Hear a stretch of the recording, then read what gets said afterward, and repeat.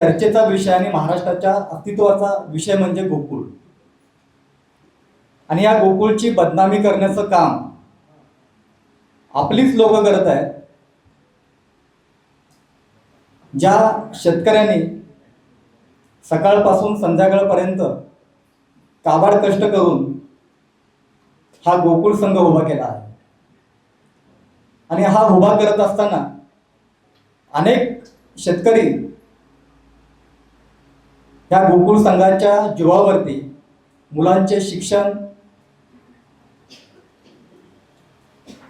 त्यांच्या उपजीविकेचं साधन या गोकुळवरती चालतं. 1963 पासून या संघाच्या स्थापनेपासून आपण पाहतोय की या कोल्हापूरची प्रतिमा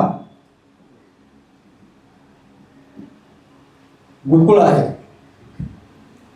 आणि गोकुळ संघाच्या बाबतीत अशा प्रकारचे बदनामीकारक या महाराष्ट्रामध्ये जे राजकारण चालले ते बंद करणं गरजेचं आहे. आज मोठा भाऊ, लहान भाऊ, बाप